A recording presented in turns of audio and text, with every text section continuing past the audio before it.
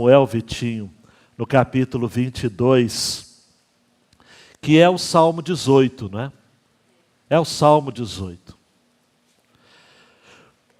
Vocês sabem, eu já estou dizendo isso há muito tempo, que na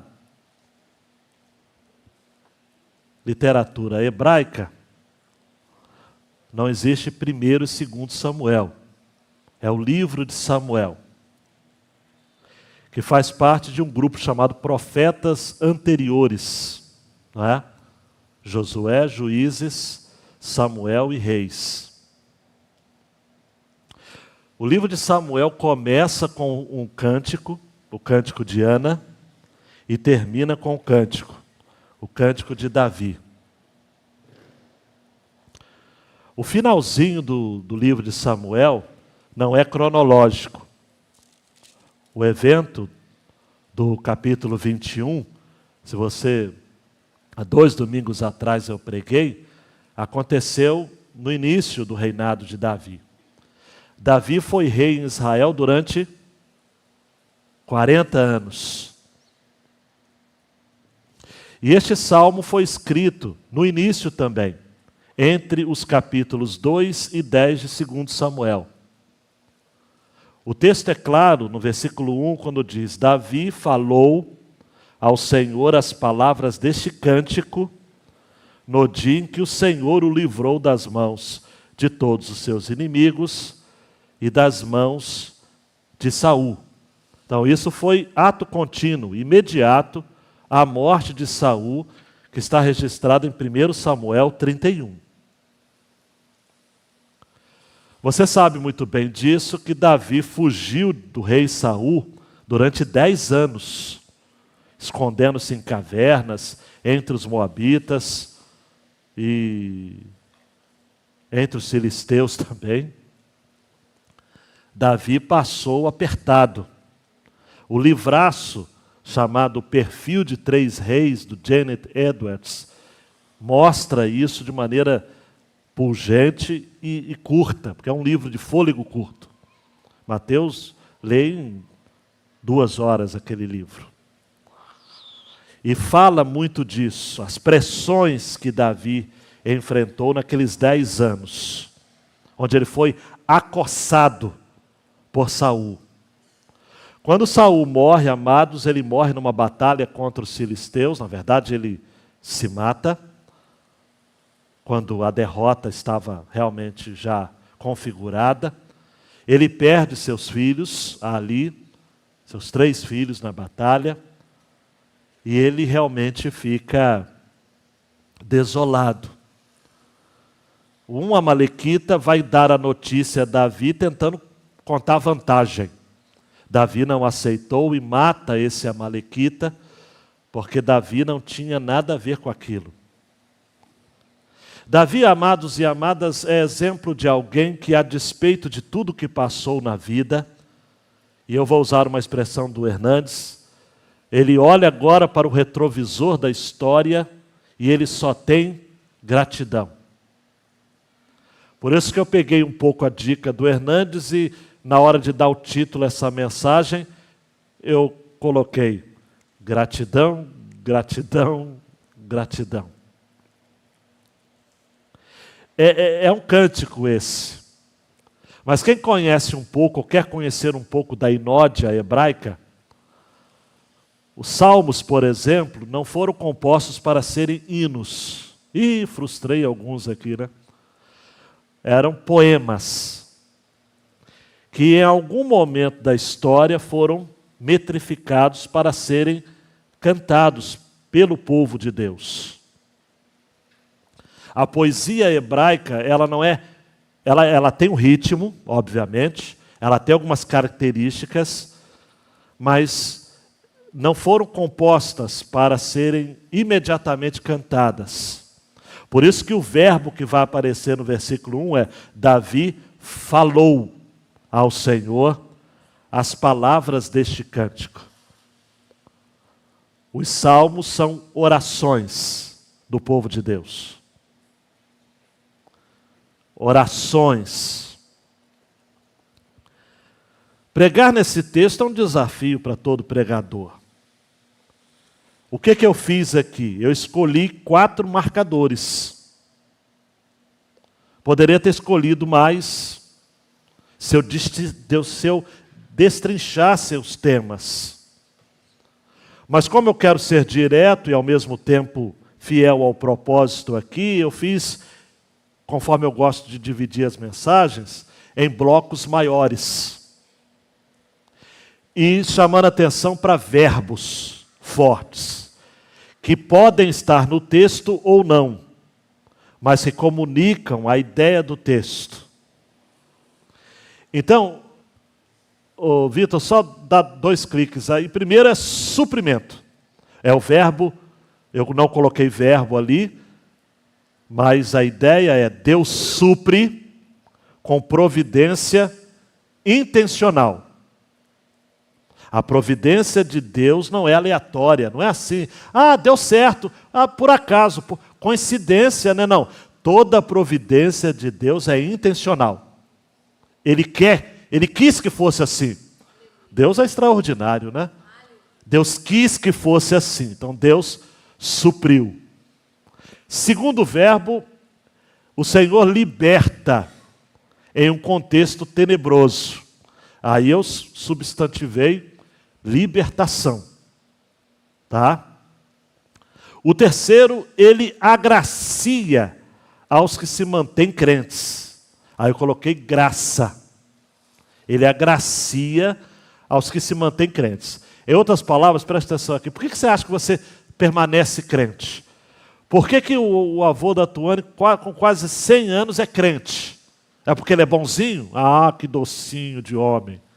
Não, é porque Deus tem mantido ele crente. Esse tempo todo. Deus agracia aos que se mantêm crentes. E aí, Débora, como diria o Juninho, Débora Mercedes, ele concede vitória pelo nome de Jesus. Mas onde tem Jesus aqui? Tem Jesus aqui. E você, se permanecer acordado até o final da mensagem, vai descobrir. Eu vou ler em blocos, então. Não vou ler todo e depois expor. Eu vou ler em blocos, com esses verbos ou temas principais aqui. Sendo que, meu querido Vitor, a grande ideia é as intervenções de Deus ao longo da nossa história devem ser lembradas e relembradas por nós em ações de graças. Aí eu não sei, você fala assim, pastor, o senhor é casado com ela, mas a temática do louvor foi essa. E ao final da mensagem você vai ver que o pastor Léo também entrou nesse espírito, porque o Senhor é bom.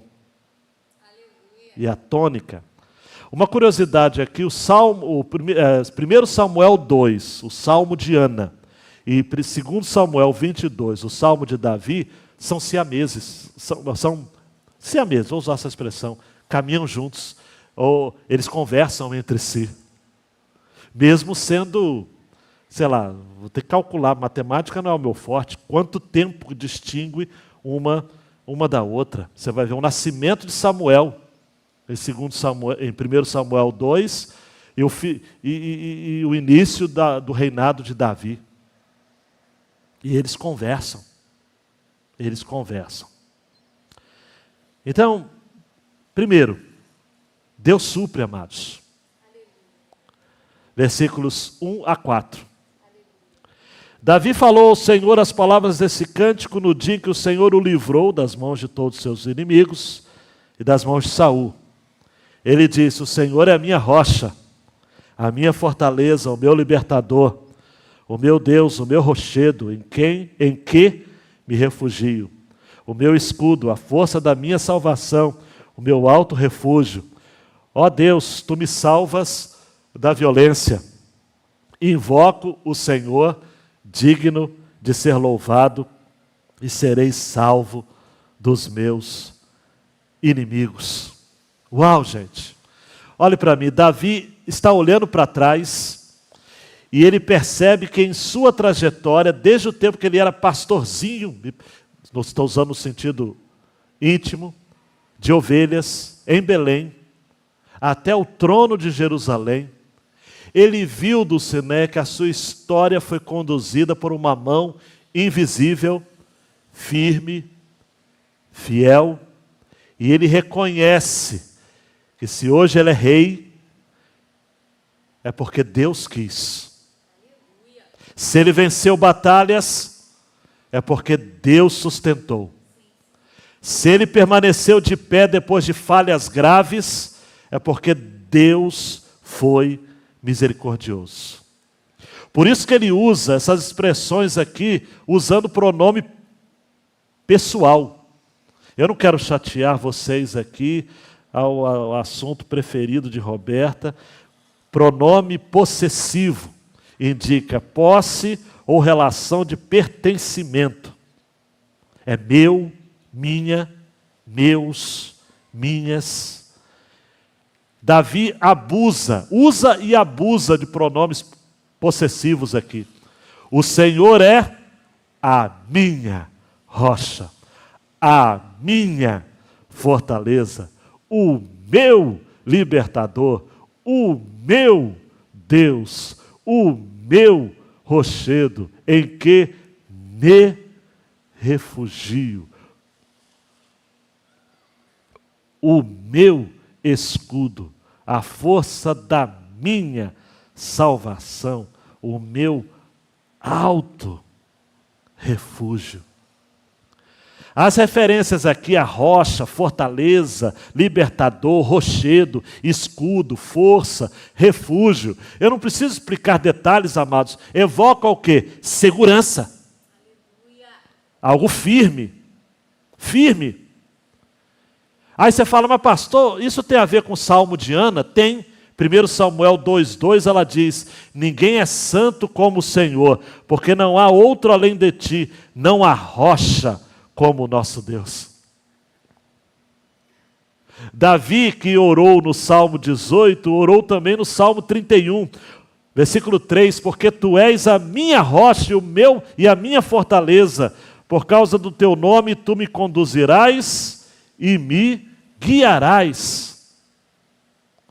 O Salmo 71, sê tu para mim uma rocha habitável, em que eu sempre possa me refugiar.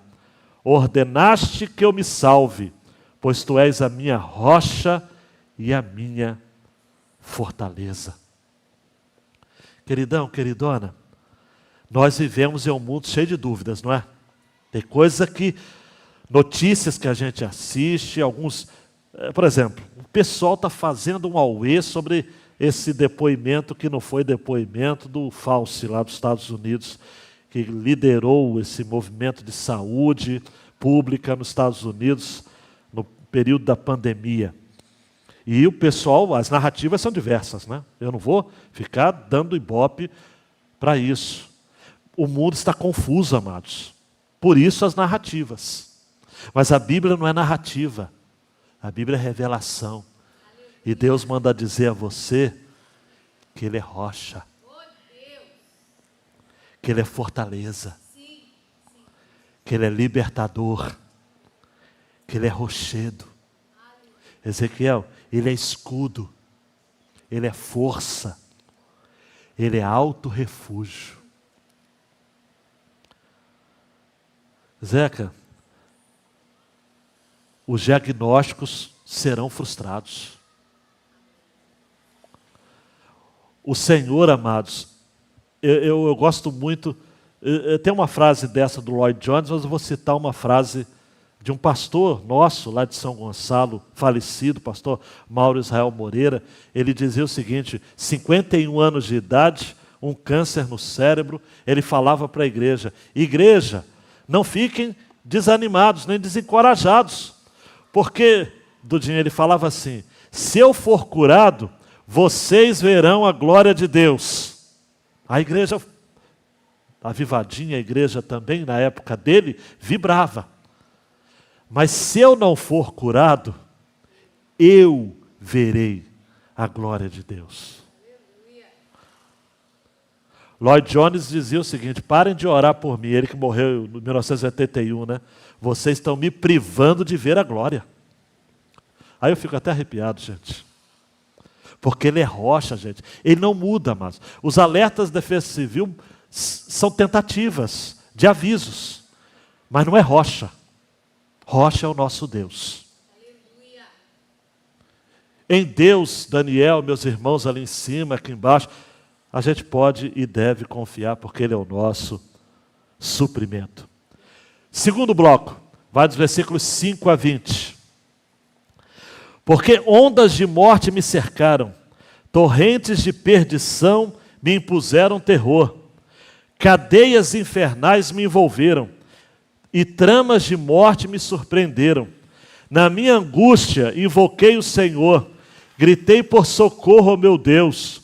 Do seu templo ele ouviu a minha voz, e o meu clamor chegou aos seus ouvidos. Então a terra se abalou e tremeu. Aqui Davi usa uma figura de linguagem chamada personificação poética. É quando dá vida a elementos da natureza. Então a terra se abalou e tremeu. Vacilaram também os fundamentos dos céus e se abalaram, porque ele está virado. Das suas narinas, é um antropomorfismo também, né? É figuras humanas a Deus. Subiu fumaça, e fogo devorador saiu da sua boca. Dele saíram brasas ardentes. Ele baixou os céus e desceu, e teve os pés sob densa escuridão. Cavalgava um querubim. Olha essa imagem é do guerreiro celestial. É a mesma imagem que vai ter em Abacuque 3. Cavalgava um querubim e voou. Foi levado sobre as asas do vento. Por abrigo pôs ao redor de si trevas, ajuntamento de águas, nuvens dos céus. Do resplendor que diante dele havia, brasas de fogo se acenderam. O Senhor trovejou desde os céus. Isso aqui tem também no Cântico de Ana. O Altíssimo levantou a sua voz, atirou as suas trevas, as suas flechas, e espalhou os meus inimigos. Multiplicou seus raios e os dispersou. Então se viu o leito do mar e se descobriu os fundamentos do mundo. Quem gosta de contrastes, versículo 8, fundamentos dos céus.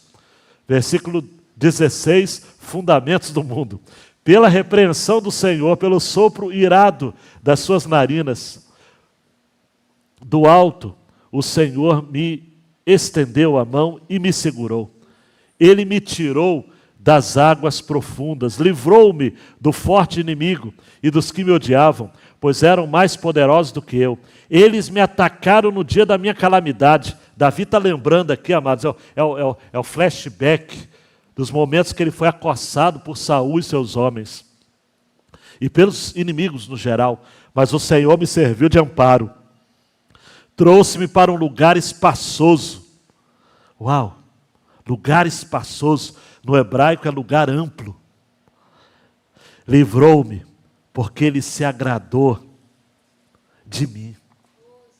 Amados, o verbo livrar vai aparecer, livrou vai aparecer nesta forma nos versículos 1, 2, 18, 20, 44, 49.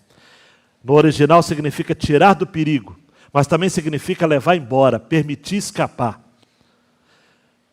Iago, queridos, Deus é meio de escape.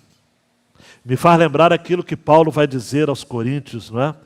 Nenhuma tentação sobre vós será sobre-humana. Aleluia. Mas junto com a tentação, o Senhor vai prover o quê? O escape. As imagens desse texto, todo nessa porção, Luiz Gustavo, todas estão relacionadas à angústia humana.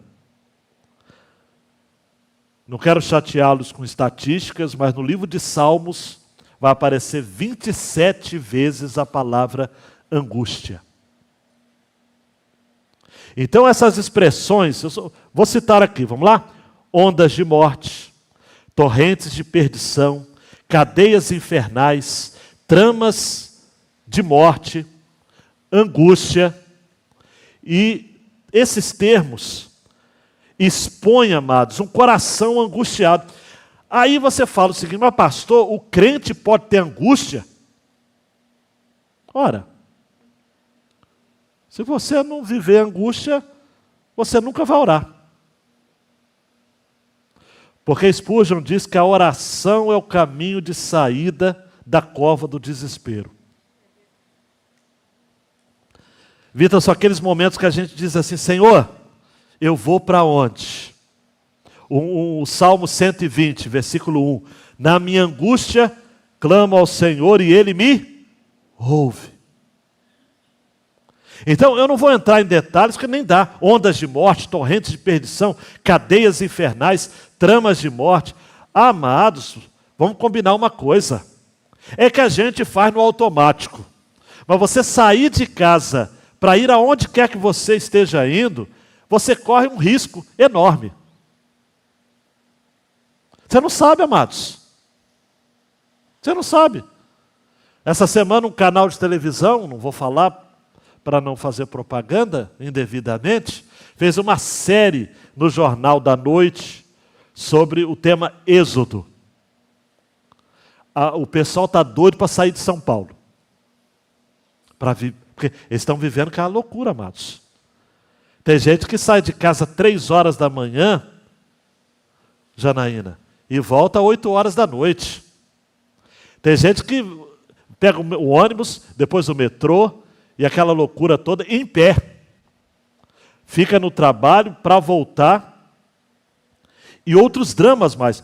Mostrou um motoboy fazendo recuperação, doido para ir embora. Eu preciso ir embora para uma cidade menor, chorando. A difícil lida numa cidade grande. Mas eu conheço muitas histórias de gente que sai da cidade grande para ter um pouco de paz na cidade pequena e encontra guerra também. Queridão, queridona, este salmo eu tenho para mim, digo eu, não o Senhor. Quando eu chegar no céu, não sei se eu vou ter tempo, mas eu vou perguntar para ele. Jonas, no capítulo 2, orou uma parte disso tudo aqui. Quando ele diz: na minha angústia, clamei ao Senhor e Ele me respondeu. Do ventre do abismo gritei e Tu ouviste a minha voz. E Jonas fala mais aqui. Ele fala de uma maneira poética, eu creio que seja poética, que dá para entender até que ele tenha morrido. Eu não creio que Jonas morreu no ventre do grande peixe. Mas ele usa figuras de linguagem próprias da salmódia hebraica, da escrita poética hebraica, quando ele fala, por exemplo: pois me lançaste nas profundezas, no coração dos mares, e a corrente das águas me cercou, todas as tuas ondas e tuas vagas passaram sobre mim. Amados, vamos combinar uma coisa: todo dia a gente tem uma experiência como de morte. Todo dia. Eu sempre me lembro do meu querido mestre Davi Baeta. Foi pastor em Itaperuna, foi pastor em Moça Bonita, no Rio. Ele dizia assim, ele também com diagnóstico de câncer. Ele falava que quando ele dava o seu testemunho, sempre tinha um engraçadinho que dizia o seguinte: pastor Davi, mas somos todos terminais, né? Todo mundo vai terminar um dia. Ele, que era um negão alto assim, virava para a pessoa e dizia o seguinte: uma voz grossa que ele tinha: meu filho, só que eu tenho laudo.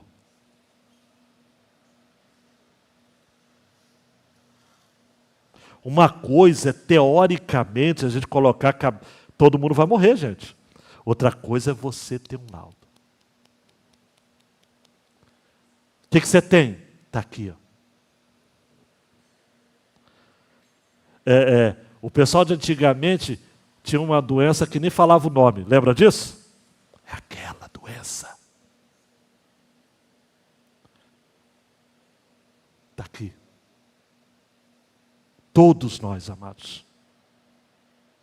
Mas só que quando chega o laudo, quando chega o diagnóstico, a gente se sente assim. O salmista ele vai se utilizar, e depois eu digo, a questão da personificação, né? Ele coloca a natureza como que vivendo uma transformação caótica, quando ele fala de terra e fundamentos que se abalam, a partir do versículo 8. A terra se abalou e tremeu, vacilaram os fundamentos dos céus. A ideia é o seguinte, amados. Você já viveu isso, Darcy? Situações que você passa que o chão some debaixo dos seus pés, cara? Você olha para a natureza, parece que ela está em guerra. Davi, amados, quando ele se via entrincheirado pelo inimigo, num lugar apertado, ele nunca buscava livramento nas estratégias de guerra, nem confiava nas suas próprias armas. Decididamente ele optava em clamar ao Senhor, gritar por socorro. E ele cria, gente, olhe para mim, pelo amor de Deus, ele cria que Deus estava ouvindo. Porque tem gente que ora e fica como criança que olha para cima e fala, alô, tem alguém aí? Deus ouve, gente. É uma coisa absurda. Deus ouve a sua oração. É isso que o salmista diz aqui, olha, e ele usa figuras das suas narinas, subiu fumaça, fogo devorador, ele fala, cavalgava no querubim, voou, por abrigo, pôs ao redor de si trevas, ajuntamento de águas, do resplendor que diante dele havia, brasas de fogo se acenderam. Versículo 14, o Senhor trovejou desde os céus, o Altíssimo levantou a sua voz, atirou as suas flechas, espalhou os meus inimigos. Era isso, amados, que Davi vivia o tempo todo. Hoje Débora e eu estávamos falando aqui. Igreja, amados, igreja. E crente aqui vai ter experiência disso. Crente fiel a Deus, dizimista, fiel. Chega no final do mês, Vitinho, e paga as contas, tudo, é por milagre. Tem hora que eu vejo assim, meu salmo, eu falo, meu Deus, como deu isso? Sobrar, não sobra muito não.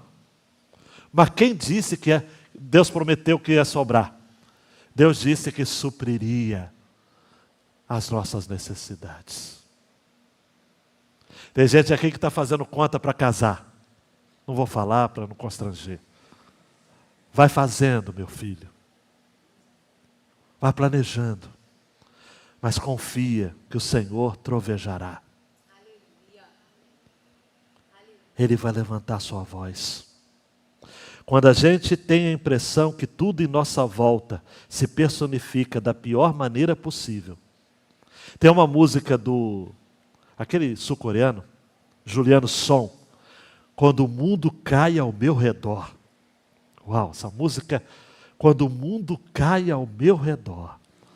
A gente pode ter certeza, queridão e queridona, absoluta, que o Senhor vai intervir.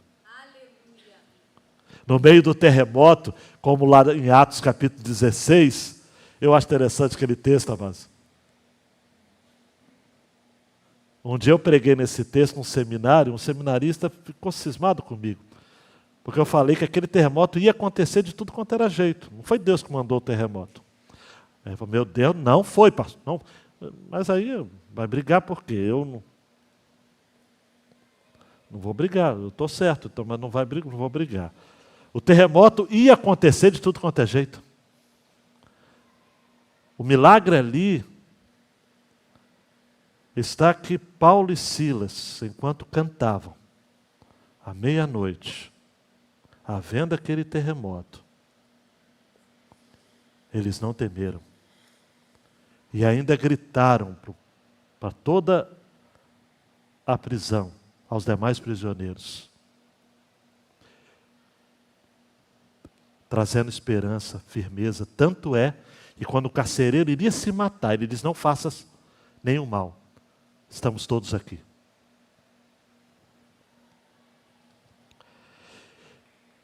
Eu não sei, eu quero falar isso, você vai me entender. Me ame. Mas crente, amados, pode estar em angústia, sim. senão ele não ora. Mas ele não pode dar lugar à angústia para se desesperar. Não pode ficar arrancando quem tem cabelo da cabeça. Ou, não. Calma. Quem pode resistir àquele que troveja nos céus? Quem pode prevalecer contra o Altíssimo quando ele levanta sua voz? Quem pode proteger-se quando ele despede suas flechas? Quem pode enfrentá-lo quando ele dispersa seus inimigos? Ao espalhar seus raios, ele desbarata os seus adversários. Quando ele se manifesta em sua ira, até os rios se secam e os fundamentos do mundo são descobertos. Confia, queridão. Vamos lá. Tem poucos minutos. Terceiro marcador. Deus agracia o seu povo. 21 a 31. Estão comigo? O Senhor me retribuiu segundo a minha justiça. Isso é graça, né? Retribuição. Recompensou-me conforme a pureza das minhas mãos.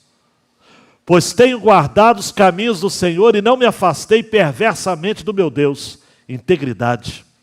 Porque todos os seus juízos estão diante de mim e não rejeitei os teus preceitos.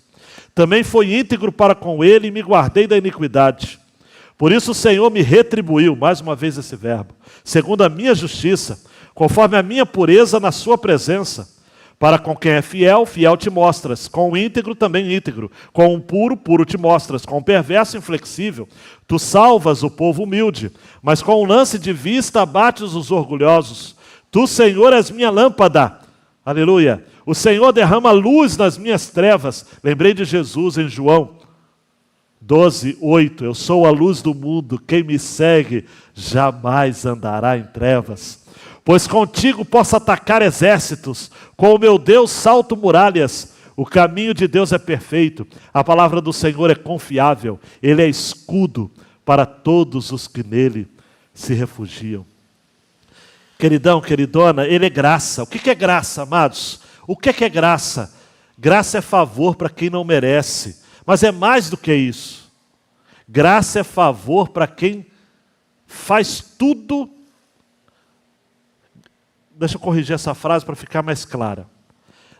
Graça não é apenas favor imerecido. Graça é favor a despeito do demérito. O fato de você não merecer, amém, aleluia, amém. Mas a graça está de que você faz tudo contrário a Deus. O Arthur Pink ilustra isso. Não sei quantos se lembram que eu já contei isso aqui. Graça, como favor imerecido, é você encontrar alguém, ou alguém chegar na sua casa e pedir alimento, e você faz aquele prato e diz assim: meu querido, isso é graça. Você não merece, mas está aqui. Mas isso não é graça. Ou é um conceito humano de graça. Luiz, você se prepara na cadeira. Graça é você identificar o cara que está pedindo comida como alguém que matou a sua esposa. Matou o seu filho. E mesmo assim você prepara comida e dá para ele. Aí ele já não é mais humano, é divino. Isso é graça, a despeito do demérito. Por isso que Davi chega para Deus e diz assim: Deus, o Senhor me retribuiu segundo a minha justiça. Isto é, eu recebi aquilo que de fato eu fui recompensado de acordo com aquilo da minha justiça. Eu procurei ser íntegro diante do Senhor. Eu tenho guardado os caminhos do Senhor e não me afastei perversamente do meu Deus. Eu fui íntegro para com Ele, eu me guardei da iniquidade. Aqui, amados, não é declaração de impecabilidade. Ele só está dizendo o seguinte: Senhor, na esfera humana, Olha para mim, eu tenho sido íntegro. Íntegro. Então, o que Davi está propondo aqui para Deus é o seguinte: Deus, eu me prostro em submissão ao Senhor, porque não há nada que eu possa fazer para merecer. Eu tenho sido íntegro. Mas, contudo, porém, entretanto, tu salvas o povo humilde. Tu abates os orgulhosos. Versículo 28. Então, se eu ficar confiando apenas na minha justiça, não dá. Então, tu és a minha lâmpada. Derrama luz nas minhas trevas. É o Salmo 19, né? Senhor, me perdoa as minhas faltas que me são ocultas. Davi está dizendo assim: eu não quero viver sob a égide. Lembrei do meu pai agora falando. Ele falava sob a égide da teologia do desempenho. Eu quero aprender o que é graça. Então, para com o fiel, fiel te mostras. Com o íntegro, também íntegro. Com o puro, puro te mostras. E aí Jesus bebeu dessa fonte para dizer: bem-aventurados os misericordiosos, porque eles alcançarão misericórdia. Bem-aventurados os limpos de coração, porque eles verão a Deus. Eu disse isso na quinta-feira. Você não pode deixar de vir na quinta-feira por causa disso. E quando Jesus diz assim: perdoe as nossas ofensas, como nós temos perdoado os nossos ofensores, nesse ponto, concordando com o pastor Zaço, que eu li o artigo dele, lá de Belo Horizonte, a oração deixa de ser súplica para ser espelho. Perdoe as nossas ofensas. Deus, olha para mim, como eu tenho, como nós temos. E aí depois Jesus termina a oração dizendo o seguinte: porque se perdoarem aos outros, graça, o Pai de vocês que está no céu perdoará vocês. Graça. Pecadores perdoados perdoam pecados. Davi não se acha o cara, gente, para. Mas ele admite que ele precisa estar no grupo daqueles que se refugiam no Senhor. Por isso que ele termina dizendo: o caminho de Deus é perfeito, a palavra do Senhor é confiável, ele é escudo para todos os que nele se refugiam. E daí então, queridão e queridona, eu sei que você está ligado, eu sei que é o quarto marcador, e você está dizendo: que salmo maravilhoso, eu vou reler. Que é a vitória. Vitória. O Davi termina como começa, com doxologia, com louvor. Versículos 32 a 51. Pois quem é Deus além do Senhor, e quem é rochedo, a não ser o nosso Deus? Deus é a minha fortaleza e a minha força. Repetindo, né? Ele aperfeiçoou o meu caminho. Ele deu aos meus pés a ligeireza das corças e me firmou nas minhas alturas. Abacuque vai citar ele no capítulo 3. Ele treinou as minhas mãos para o combate, tanto que os meus braços vergaram um arco de bronze. Também me deste o escudo da sua salvação, a tua clemência me engrandeceu. Alargaste o caminho sobre os meus passos, os meus pés não vacilaram. Amados, houve momentos na nossa história em que os nossos pés quase vacilaram, mas quase. Persegui os meus inimigos e os derrotei, e só voltei depois de ter acabado com eles. Acabei com eles esmagando-os a tal ponto que não puderam se levantar, caíram sobre os meus pés. Aí a pessoa, mas pastor, é violência, né? É cultura hebraica, amados, cultura de guerra. Nós estamos falando aqui Davi era um homem de guerra. Davi era tão homem de guerra que quando ele desejou construir um templo ao Senhor, o que o Senhor falou com ele? Davi, você não, Davi. Você é homem sanguinário. Depois de você vai ter alguém que vai ter condições de construir. Salomão. Que quem gosta de curiosidades, a raiz do nome de Salomão significa paz. Shalom. Salomão é um homem de paz. Davi foi um homem de guerra. Então ele prossegue. Versículo 41. Também puseste em fuga os meus inimigos, e os que me odiavam eu os exterminei. Olharam, mas não houve quem os salvasse. Olharam para o Senhor, mas ele não respondeu. Então os moí como o pó da terra, esmaguei-os, e como lama das ruas os amassei. É cultura de guerra, amados. Dos conflitos do meu povo me livraste, e me fizeste cabeça das nações. Ah, amado, um povo que eu não conhecia me serviu. Os estrangeiros se mostram submissos a mim. Bastou-lhes ouvir a minha voz, logo me obedeceram. Os estrangeiros fraquejaram e tremendo, saíram das suas fortalezas. O Senhor vive, bendito seja a minha rocha. Exaltado seja o meu Deus, a rocha da minha salvação, o Deus que por mim tomou vingança e me submeteu povos. Ó Deus, o Deus que me tirou do meio dos meus inimigos. Sim, tu que me exaltaste acima dos meus adversários e me livraste dos homens violentos. Por isso eu te glorificarei entre os gentios, os não-judeus. Ó Senhor, porque o nosso Deus, amados, não é um Deus para os judeus e um Deus para os gentios. Os feitos de Deus, claro, foram feitos inicialmente para os judeus, e os judeus receberam a responsabilidade de transmitir esse legado para todas as nações da terra. Deus disse para Abraão, está lá em Gênesis 12, 3, em ti serão benditas todas as famílias da terra. O plano de Deus não é nacionalista. O plano de Deus é global. A agenda de Deus é multicultural. É todo povo, tribo, língua e nação. Essa coisa da gente manter o cristianismo tupiniquim, o cristianismo americano, o cristianismo... Tem gente que é mais brasileiro do que crente. Não, gente. Me lembrei do Mário Freitas, né? Nós temos que alcançar as nações. Nós temos um chamado.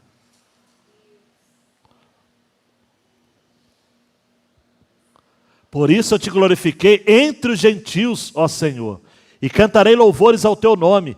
É Ele quem dá grandes vitórias ao seu rei, e usa de misericórdia para com o seu ungido. No hebraico aqui, qual é? Machia, o seu Messias. Quem é o nosso Messias, amados? Jesus. Usa de misericórdia para com Jesus, com Davi e sua posteridade para sempre. Por isso que Mateus capítulo 1, na genealogia de Jesus, diz assim, filho de Davi, filho de Abraão. Inverte. Primeiro veio Davi. E depois Abraão. Queridão, queridona, para. O salmo termina repetindo os termos no início. Rochedo, fortaleza, força, escudo, rocha. Vai usar a imagem da corça, aquela cabra montanhesa. Não é? Diz que até hoje, em determinadas regiões, se você vê as gazelas, as cabras subindo as montanhas, é o alerta da defesa civil deles, de Deus. É sinal de que vem tsunami, vem inundações. Deus avisa as corças para habitar nas alturas em tempos. Teve um tsunami que o pessoal olhava isso. As corças, amados, elas tinham lá um radar próprio, amados, de Deus. Davi está falando de contexto de guerra, superação de adversidade. Eu fiz uma pesquisa aqui rápida, gente, rápida. Os povos que Davi dominou. Está preparado aí? Filisteus, moabitas, arameus, edomitas. Conquistou cidades importantes, reinos como dos sírios, de Zobá, idumeus. Eu não vou conseguir assim traduzir em quilômetros, mas o território de Davi no início do reinado dele era 6.000 aumentou para 60 mil milhas quadradas ao final do seu reinado. Tá bom para você? Então este salmo olha para o passado com gratidão pelos feitos extraordinários do Senhor na história. Este salmo, queridão e queridona, é gratidão, gratidão, gratidão. O Senhor, aí para fazer eco com o 1 Samuel 2, o cântico de Ana, Ana diz: o Senhor destrói os seus inimigos, dos céus troveja contra eles. O Senhor julga as extremidades da terra, dá força ao seu rei e exalta o poder do seu ungido. Como é que Davi termina? É ele quem dá grandes vitórias ao seu rei e usa de misericórdia para com o seu ungido, com Davi e sua posteridade. Vitor, vamos caminhar para o final? Olha para mim aqui. Em sua caminhada com Deus, Ele quer, o verbo é esse mesmo, Ele quer que você tenha experiências de livramento. Ele quer. Ah, pastor, mas se eu pedir livramento, Ele vai me dar encrenca. Não pensa assim não. Só diz assim: Senhor, eu só não quero que o Senhor me dê aquilo que... Mas eu sei que o Senhor não vai dar, só estou pedindo porque eu sou medroso mesmo. Não me dá aquilo que eu não vou poder aguentar. Mas Ele sabe. Então Ele vai. E Ele quer que você tenha experiências, amados, de livramento, para você ter o que contar quando alguém lhe perguntar sobre a sua fé. Porque tem crente, amados, que tem um testemunho muito michuruco. Muito. Me conta o seu testemunho. O pastor Léo diz que Deus é bom o tempo todo, Deus é bom. Só isso? Só isso?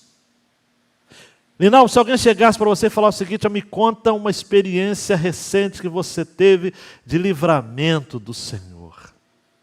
A sua mente tem que ficar empolvorosa, pensar rápido como a sua mente pensa. Demora até a falar. Você vai escolher assim. Cara, tem tanta coisa. Eu me lembro, João Batista, do hino. Uma a uma, conta cada vez, e hás de ver surpreso o quanto Deus já fez. Zé Elias, quantas vezes eu e você vivemos experiências como no versículo 20 do Salmo de Davi, 2 Samuel 22, trouxe-me para um lugar espaçoso, livrou-me porque Ele se agradou de mim. O que o lugar espaçoso rivaliza, amados, contrasta com lugares de aperto, depressão, dor de alma, medo. A primeira vez que eu coloquei meu pé na rua para andar, mesmo com uma muleta, me deu medo. Mas eu falei: Senhor, o Senhor vai comigo. Vai comigo, Deus. Porque é uma visibilidade também difícil. Porque passava um: oi pastor, está precisando de carona? Falo: não, meu querido, eu tenho que vencer o medo. Mas você também tem histórias difíceis, né? Spurgeon, por exemplo, ele tinha uma doença. Seus pés inchavam.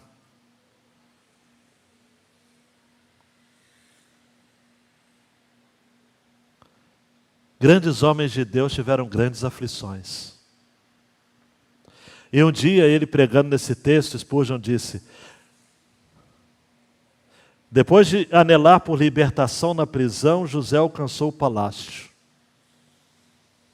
Davi saiu da caverna de Adulão e foi parar no trono. Deus trabalha assim: é doce o prazer depois da dor. E o espaço amplo é mais delicioso depois de tempos de pobreza apertada e prisão estreita. Queridão, queridona, tem gente aqui que não sabe o que é passar por aperto, hein? Hein, pastor Léo? Os nossos filhos, rapaz, não é que Deus tem nos dado graça também para ensiná-los, né? Eles têm de tudo, cara. Tem gente aqui que sabe o que é dividir o ovo em 4 pedaços. E era uma festa, hein? Comida diferente era só no domingo. Na escola a gente não tinha mochila. Usava um conga ou um quichute. Você sabe o que é conga, ô Luiz Gustavo? Só usa tênis de R$700? Luta, gente, prova. Não tinha mochila, a gente levava pacote de arroz. Os cadernos. Roupa mirrada. Mas essa pobreza apertada nos faz hoje sermos gratos, porque Deus nos colocou em lugares espaçosos. Lugares espaçosos. João Marcos hoje, Léo, quase me fez chorar. Também eu fiquei me segurando. Ô Pai, obrigado que o Senhor está investindo para eu estar aqui, morando, estudando. Mas ele sabe que é uma luta a cada mês. Nós precisamos entender, amados, e um comentarista vai dizer que todos os misericordiosos atos de Deus para com seus filhos e expressões de sua condescendência alcançaram sua mais plena expressão na vinda de Jesus em carne humana. Por quê? Dá um clique aí. Porque são vários os momentos em nossa história que vivemos com um manto de escuridão sobre nós. Deus é luz. Salmo 27. O Senhor é a minha luz e a minha salvação. De quem terei medo? Eu sou a luz do mundo. Quem me segue jamais andará em trevas. Nós não podemos nos esquecer, amados. Luz que vence as trevas. É Jesus. Quem me segue não andará em trevas, pelo contrário, terá a luz da vida.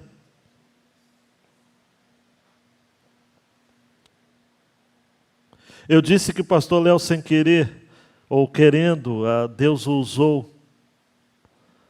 Porque quando a gente vai ver alguns salmos, amados, Salmo 73, 25. Quem mais tenho eu no céu? Não há outro em quem me compraza na terra. O versículo 26. Ainda que a minha carne e o meu coração se desfaleçam, Deus é a fortaleza do meu coração e a minha herança para sempre.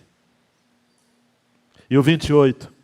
Quanto a mim, bom é estar junto a Deus.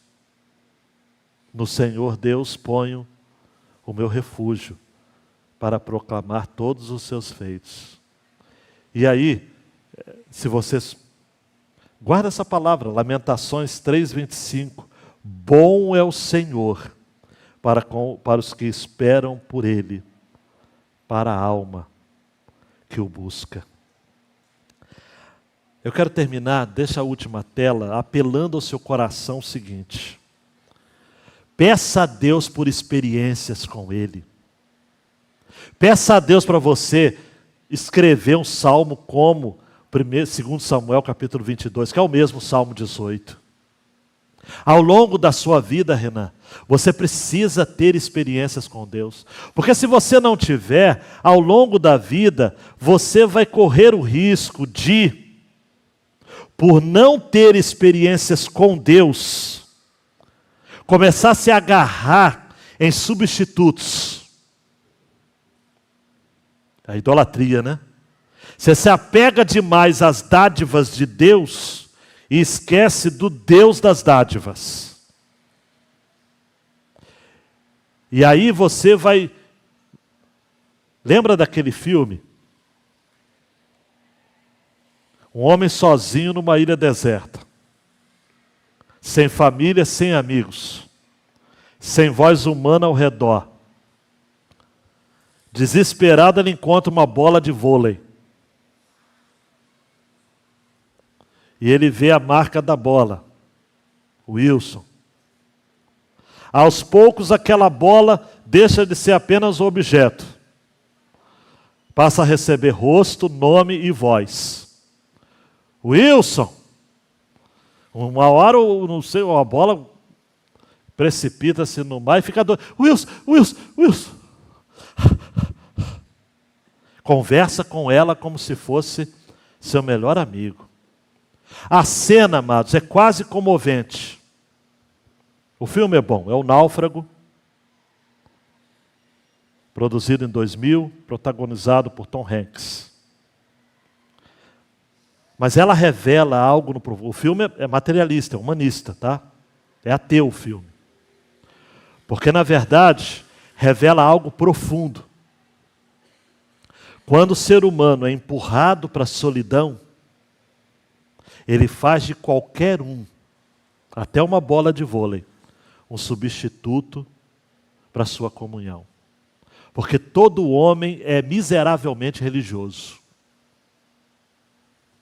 E se ele não tem comunhão com Deus, vai ser uma bola de vôlei. Ou qualquer coisa. O Choke, que é o personagem do Hanks, não estava apenas falando com uma bola, ele estava expondo a fome da alma dele por um relacionamento. A solidão, quando prolongada, leva a mente a criar companhia onde não há. Eu e você, queridão e queridona, nós fomos criados, o nosso coração é criado para um relacionamento com Deus e com o próximo. Quando a gente perde isso, a nossa comunhão com Deus, a gente vai colocar distrações, objetos, rotinas, relacionamentos, vícios, fantasias, dinheiro. Nenhum Wilson consegue substituir a presença real que a nossa alma necessita. A minha e a sua alma precisa de Deus. O Salmo de Maria, em Lucas 2. A minha alma engrandece ao Senhor, e o meu espírito se alegra em Deus, meu Salvador. Pois com poder tens feito grandes coisas, e com misericórdia tens demonstrado amor. Os salmos, os cânticos, as orações da Bíblia são ecos da alma que é carente de Deus. A gente é tão carente de Deus, amados, que quando a gente está no perrengue, a gente fica como aquele que está lá em Minas, tem um lugar assim. Você fala para a cordilheira, né? Oi, oi. Porque você quer conversar. Você quer resposta. Você quer relacionamento. E o Verbo se fez carne. João capítulo 1. E habitou entre nós. E vimos a sua glória. Como a glória unigênita, do unigênito do Pai. Estenda suas mãos diante do Senhor. Estenda suas mãos diante do Senhor. Apresenta seus medos, suas questões, suas dúvidas, seus traumas. E diga: Deus, Deus fala comigo. Para muita gente, amados, o Dia dos Pais é uma desgraça. Porque é o dia que mais se chora. A alma aperta. Ou é o pai que se foi cedo, ou o pai que nunca se apresentou.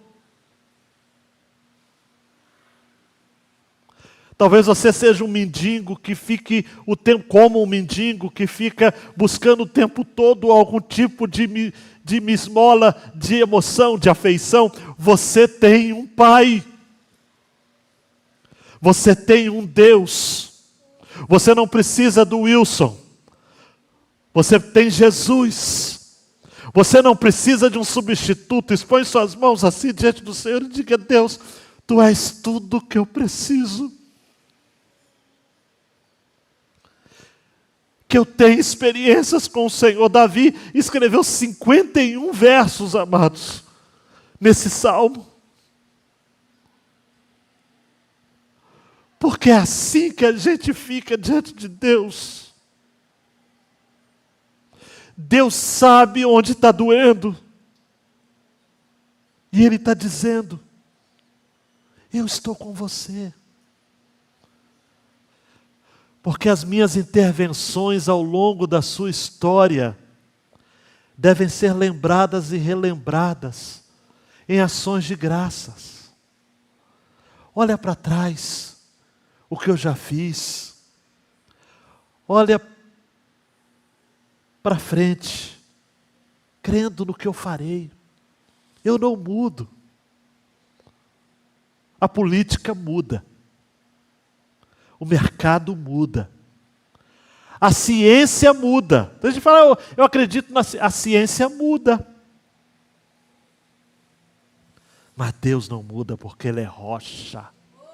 Eu só vou ficar nessa qualidade que apresenta o texto. Ele é rocha. Então se levante, queridão e queridona. Ele é rocha. Ele não muda. Vem aqui, vamos cantar. Os salmos, preste atenção aqui, eu vou repetir o que eu disse no início. Eram orados, para depois serem cantados. E na cultura hebraica, todo menino, aí me perdoe as meninas, mas é cultura hebraica, ainda bem que veio o Senhor e mudou isso. Só os meninos tinham acesso à lei. Era indigno, na cultura judaica, a mulher pegar no livro da lei. Tá? Ainda bem que Paulo vai escrever inspirado em Gálatas: em Cristo não há homem nem mulher. Aí todo mundo diz amém, aleluia. Mas os meninos judeus, eles sabiam salmos inteiros de cor. Primeiro eles oravam, para depois cantar. Se alguém lhe perguntar quais eram as orações que Jesus fazia, você vai responder: eram os salmos. Os salmos eram as orações que Jesus fazia. Por isso que se você ora salmos, você está assim com Jesus, você está fazendo a mesma oração que Ele.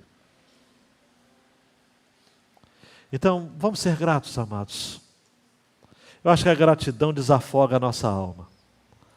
A gratidão destranca o nosso coração. Tem gente aqui que está trancado, não fica aquela coisa assim.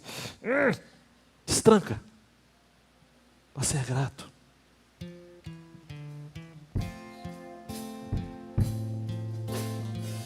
E deixa fluir, tá? Do seu coração. Vamos lá? Graças eu te dou, Pai, pelo preço que pagou, sacrifício de amor que me comprou. Machia no hebraico, Messias. Está no texto. Dos cravos em suas mãos, graças eu te dou, ó meu Senhor. Lavou minha mente e coração, me deu perdão, restaurou minha comunhão.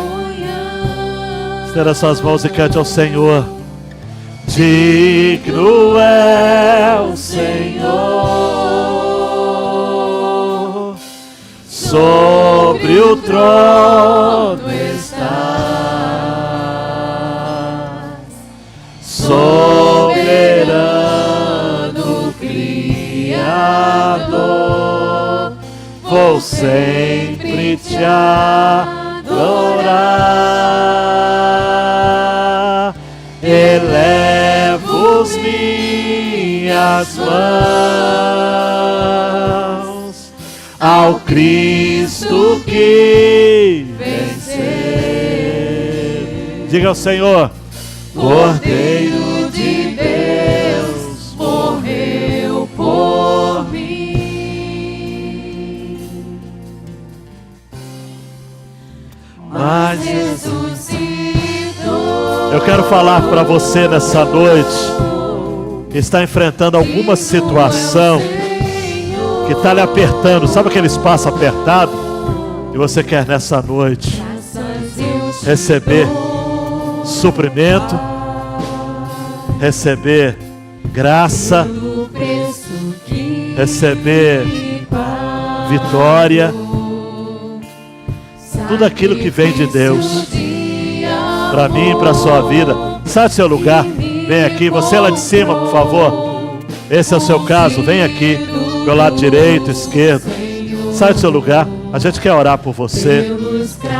Vem e diga: Deus, é um diagnóstico, é uma dívida, é uma decisão importante, é uma causa na justiça, é uma decisão difícil. Sai do seu lugar, vem aqui, vem. Desça aí da galeria, vem. Vem, vem, vem, vem. Vem. Vem. Vem.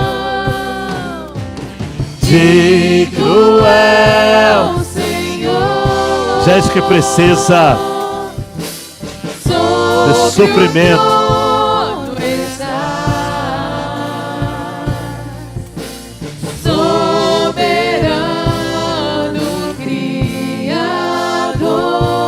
Vem. Vou sempre te adorar. Gente que precisa de libertação. Vem. Gente que precisa de graça. Gente que precisa de vitória. Vem.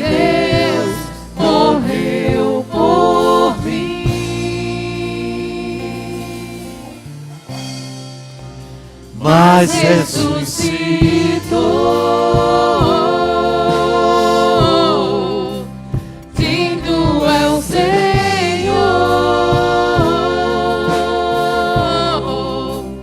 mas ressuscitou, digno é o Senhor. Nós vamos interromper a música aqui, só o instrumental, para a gente fazer essa parte final depois, em alto e bom som. Eu quero chamar o Mateus para vir aqui. Mateus aqui. E nós vamos, pode continuar os instrumentos, por favor. Amados, nós não temos ideia da dor do outro. Nem casal. Eu falo com a Débora, amor, eu entendo o que você passa, mas isso é amor, não é realidade. Eu sou casado há 30 e tals, e não dá. A dor é individual, gente. Todo limiar de dor é pessoal e é único. Por isso que somente quem está aqui sabe o que está acontecendo. E o que a gente faz como homem de Deus, amados, e o Mateus vai estar orando como homem de Deus, a gente quer pegar suas mãos agora, mesmo que a gente não possa fazer isso literalmente, e a gente quer apresentá-los ao Rei, que não é como o Assuero, que se não inclinasse o cetro, dava ruim. E Esther, mesmo casada com Assuero, tinha medo disso. Ele não é um Assuero. Porque Alexandre, ele não estende cetro, ele estende a cruz. E ela está ao seu acesso. Então Mateus vai orar por esses que estão aqui à frente. Se há mais alguém, venha. Pastor, mas é importante vir. Mostra a sua cara. Mostra a sua cara. E nós vamos clamar àquele que de fato pode fazer algo a seu respeito.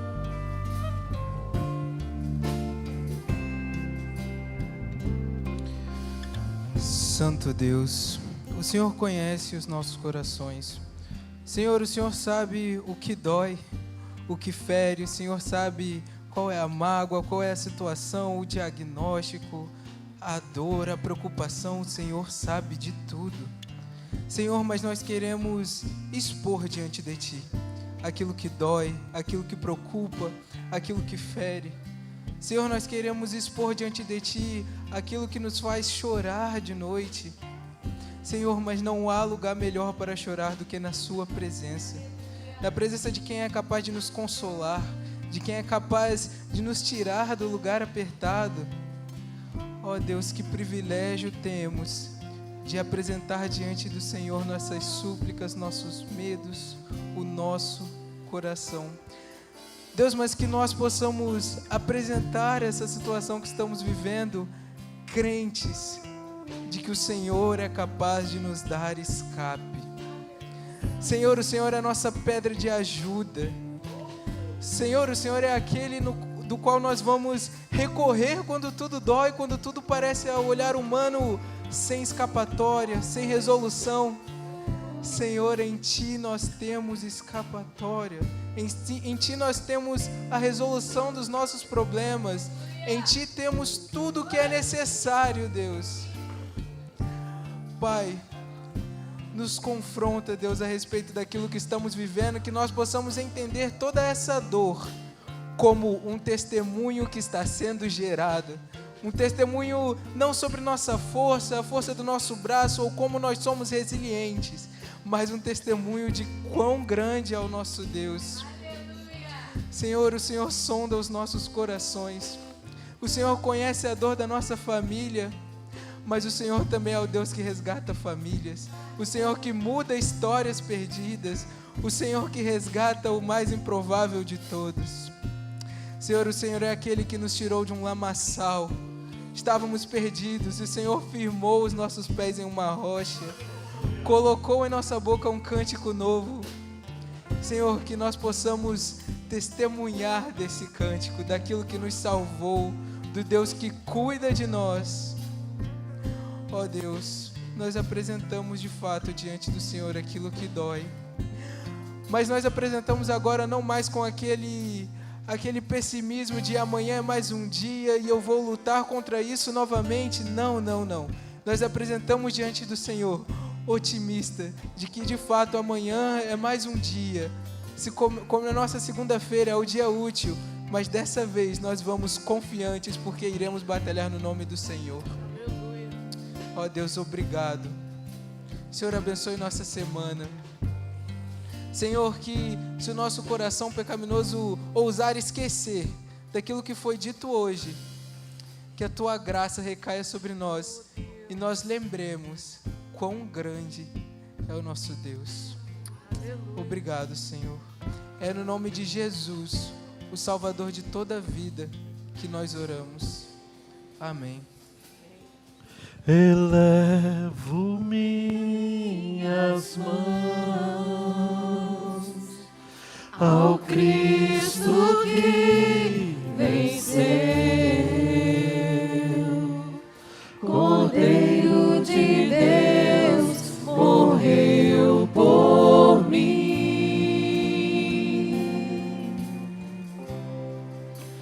mas ressuscitou,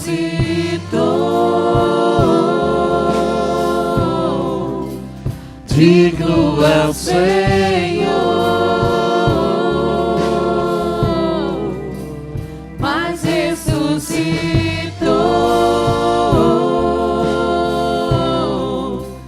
digno é o Senhor.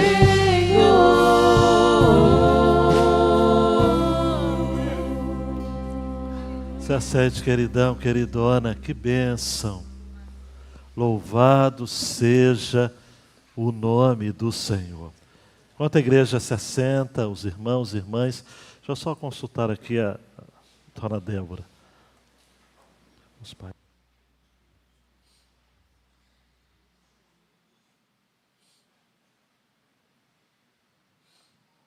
Muito bem, recebi a informação agora correta. Os pais não precisam subir para buscar seus filhos, eles descerão, alegres. E os que não quiserem descer, a gente vai lembrá-los que eles têm pai e mãe, não é? Pode ter certeza. Gente, não saia, alguns já estão descendo. Não saia sem dar um abraço no Mateus. Mateus está indo embora hoje para Atibaia. Abraça. É interessante que quando a gente sai para estudar fora e tal, a gente já começa a ter algumas coisas estranhas. Hoje o Mateus chegou, uma pessoa disse para ele: "Você está aqui ainda?"